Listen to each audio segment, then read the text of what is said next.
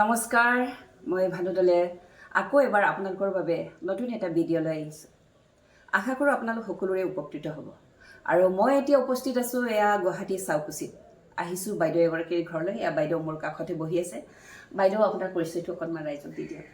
নমস্কাৰ, মোৰ নাম সাগৰিকা চহৰীয়া। হয়, মই টিচাৰ হয়। হয় হয়, মই দৰঙৰ বৰমপুৰ হায়াৰ ছেকেণ্ডেৰী ইকনমিক্সৰ ছাবজেক্ট টিচাৰ হয়। বঢ়িয়া, ভাল লাগে। আচ্ছা বাইদেউ, মই আপোনাৰ ওচৰলৈ আজি আহিছোঁ বিশেষ এটা খবৰ পাই যে মই জানিব পাৰিছোঁ আপোনাৰ ফিষ্টুলা আছিলে আৰু ফিষ্টুলাও এয়া সাংঘাতিক যে 3টা ট্ৰেক আছিলে বোলে। হয়, গতিকে ইমান এটা ডাঙৰ বেমাৰ কেনেকৈ আপুনি সেই বেমাৰৰ পৰা আৰোগ্য পালে বা ক'ত ক'ত ট্ৰিটমেণ্ট কৰিলে, কেতিয়া আৰম্ভ হৈছিলে সেই বিষয়ে অকণমান জনাবচোন। কেতিয়াৰ পৰা আৰম্ভ হৈছিলে আচলতে এইটো? আচলতে কেতিয়াৰ পৰা হৈছিলে বুলি ক'লে মই এতিয়া মানে ঠিক ক'বও নোৱাৰোঁ, কিন্তু 2024 চনত যোৱা বছৰ হয়, অনুভৱ তেতিয়াৰ পৰা প্ৰথম মই তেতিয়া মই আচলতে ফিষ্টুলা বুলিও নাজানিছিলোঁ। আচ্ছা আচ্ছা, তাৰ আগতে মই গম পাওঁ যে মোৰ অলপ পাইলছৰ প্ৰব্লেম আছে, কিন্তু ইমান বেছি নাছিলে। কিন্তু 24ৰ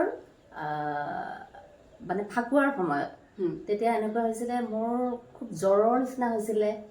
তাৰপিছত আৰু জ্বৰ লগা হৈছিলে আৰু মানে শৰীৰৰ এই তলৰ পৰ্চনটো মোৰ বিষ। আচ্ছা, তাৰপিছত মই ক'ৰ পৰা বিষৰ উৎপত্তি হৈছে মই ধৰিব পৰা নাই, কিন্তু গোটেইখিনিত আমনি হয়, একদম মানে আনইজি ফিল কৰোঁ। হয় হয়, তাৰপিছত আৰু এনেকুৱা হৈছিলে মোৰ মানে অকণমান ৰঙচুৱা ডিছচাৰ্জ হয়, কাপোৰত লাগে। কিন্তু পায়খানা দেখা দেখিকে তেনেকে বৈ নাই, পায়খানা কৰিলে তেজ নোলায়। কিন্তু বিষটো যে সেই হেৰিৰ পৰা হৈছে, আশে-পাশে হৈ আছে, কিন্তু ক'ৰ পৰা হৈছে মই ধৰিব পৰা নাছিলোঁ। আচ্ছা আচ্ছা, তেতিয়া আপোনাৰ পোহা টাইপৰ গুটি উঠা নাছিলে, গুটিও উঠা নাছিলে। কিন্তু মই হেৰি মানে নিজে মানে ভাবো ক'ৰ পৰা হেৰি হৈছে, এইটো ৰঙচুৱা হেৰিটো ক'ৰ পৰা ওলাইছে মই ধৰিব নোৱাৰোঁ। আৰু এনেকুৱা হৈছে যে ৰাতি ভালকৈ শুব নোৱাৰোঁ, জ্বৰ বিষ এনেকুৱা আমনি। তাৰপিছত তেতিয়া মোৰ মামা ডক্তৰ হয় এল'পেথিকৰ, তেখেতক ফোন কৰোঁতে তেখেতে ক'লে, তেতিয়া তেখেত নাছিলে, ক'লে যে হেৰি তই ডক্টৰৰ ওচৰত যা, এইবিলাক কথা ইগন'ৰ নকৰিবি, এনেকৈ কৈছিলে। কিন্তু মোৰ মানে পটককৈ ডক্টৰৰ ওচৰত গৈ পেলাই মই ভাবিছোঁ, সুধিলে মই কেনেকৈ ক'ম এতিয়া, ক'ৰ পৰা কি হৈছে সেইটোও মই নাজানো, দেখুৱাবলৈ একো হেৰি নাই। তাৰপিছত এতিয়া এওঁক ক'লোঁ, পতঞ্জলিৰ মেডিচিনৰ কথা হেৰি কৰিব দিলোঁ।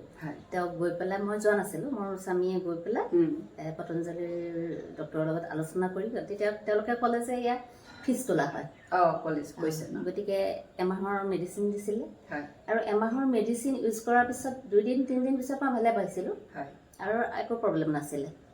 আৰু নহয় একদম যোৱা বছৰৰ 30 ছেপ্টেম্বৰৰ দিনা মোৰ আকৌ সেই জ্বৰ তেনেকুৱা ভাৱ আৰম্ভ হ'ল, আকৌ আৰম্ভ হ'ল জ্বৰ, তাৰপিছত বিষ, তাৰপিছত সুচুতৰ আশে-পাশে বিষ।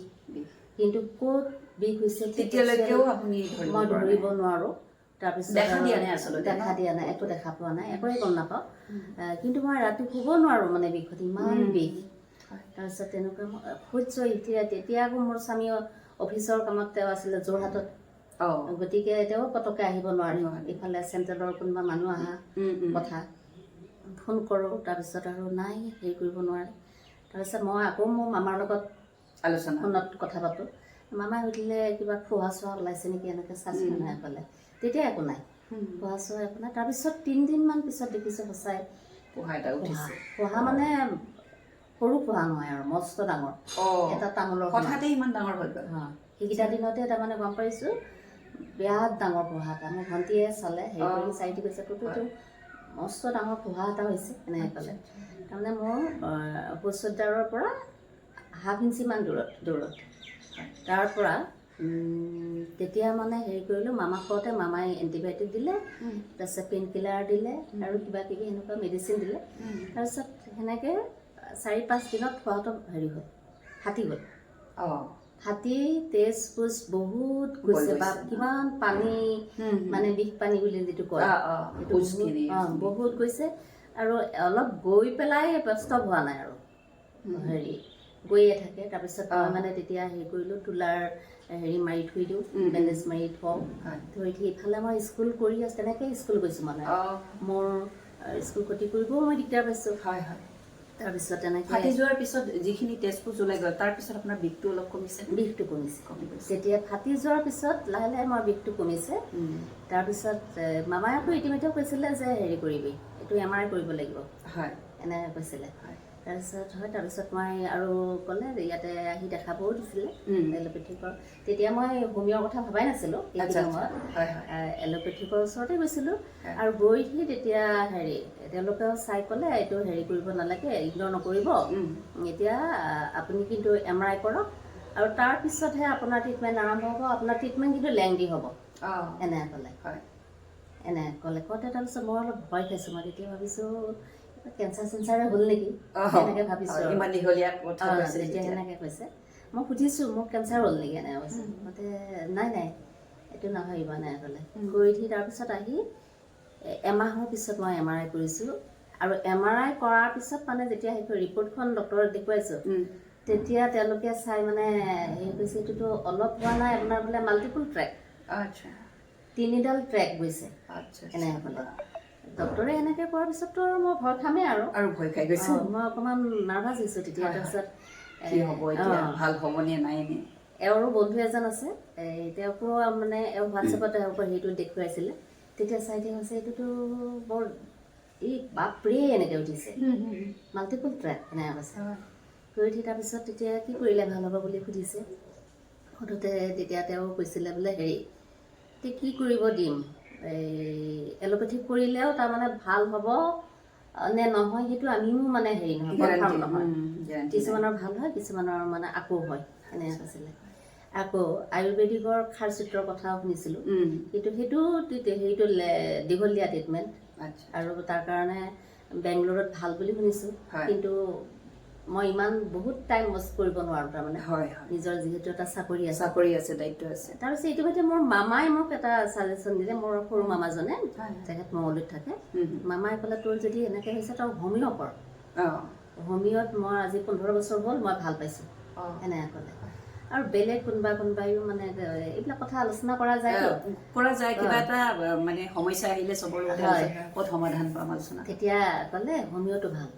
বহুতেই ক'লে এল'পেথিকৰ কিছুমানৰ ভাল হয় আৰু কিছুমানৰ কিন্তু আকৌ ৰিপিট হয় এনেকৈ যেতিয়া ক'লে তেতিয়া মই মানে হেৰিত গুগলত চাৰ্চ কৰিলোঁ।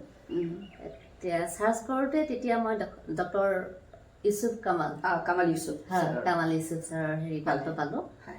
পাই উঠি তাৰপিছত ভাবিলোঁ নাই মই তেখেতৰ লগতে হেৰি কৰিম, যোগাযোগ কৰিম। এনেকৈ ভাবি তেখেতক মই ফোন কৰিলোঁ। ফোন কৰি তেখেত ক'ত বহে কি গোটেইখিনি সুধি ল'লোঁ, য'ত ইয়াত বহে তেখেত এনেকৈ গোটেইখিনি যেতিয়া সুধি ল'লোঁ, সুধি লৈ পেলাই মই মোৰ মিষ্টাৰক লৈ পেলাই তেখেতে টাইম দিছিলে আপুনি 2টা বজাত আহক। মোৰ এতিয়া মনত পৰে সেইদিনাখনে নৱেম্বৰৰ 16 তাৰিখ মই গৈছোঁ। যাওঁতে তেখেতে মোক মেডিচিন দিছে, দি উঠি কৈছে হেৰি কৈছে আপুনি কিন্তু কিছুমান সাৱধান নিজেও হ'ব লাগিব খোৱা লোৱাৰ ক্ষেত্ৰত, সেনেকৈও ক'লে। মই কৈছোঁ মই এইখিনি মানিম, আপুনি যি কয় মই মানিম। গতিকে তেওঁ যেনেকৈ ছাজেশ্যন দিছিলে মই সেইখিনিকে মানিছোঁ। তাৰপিছত আৰু তেখেতে মোক এটা কোৰ্চ দিলে। এই কোৰ্চটো দি উঠি ক'লে এইটো আপুনি একদম পূৰা হেৰি কৰি ৰাখিব, কোনদিনা কোনটো মেডিচিন ব্যৱহাৰ কৰে। তেখেতে ধুনীয়াকৈ লিখি মেলি চব হেৰি কৰি দিছে। তাৰপিছত মই তেখেতে কোৱা মতে আহি ঔষধখিনি ব্যৱহাৰ কৰিছোঁ আৰু তেতিয়া সেইখিনি সময়ত মোৰ হেৰি বিষটো নাছিলে যদিও কিন্তু ডিছচাৰ্জ হৈ আছিল, মানে হোৱাইট ডিছচাৰ্জ হয়। মই সেই হিচাপে তেখেতক কৈছোঁ যে মোৰ এতিয়া বেলেগ বিষ নাই, ঠোহাটো ভাঙি যোৱাৰ পিছত বিষ নাই ওলাই গৈছে। যেতিয়া জমা হয় গেঠালা মাৰি থাকে তেতিয়া বিষ হয়। তেতিয়া মোৰ কিন্তু তেতিয়া ডিছচাৰ্জ হৈ আছে এনেকৈ কওঁতে তেখেতৰ মেডিচিন ব্যৱহাৰ কৰাৰ পিছত 10-15 দিনমান পিছৰ পৰা মোৰ ডিছচাৰ্জটো নোহোৱা হৈ আহিছে, বন্ধ হৈ আহিছে আৰু ডিছচাৰ্জ যিখিনি আছিলে ওলাই দিলে আৰু।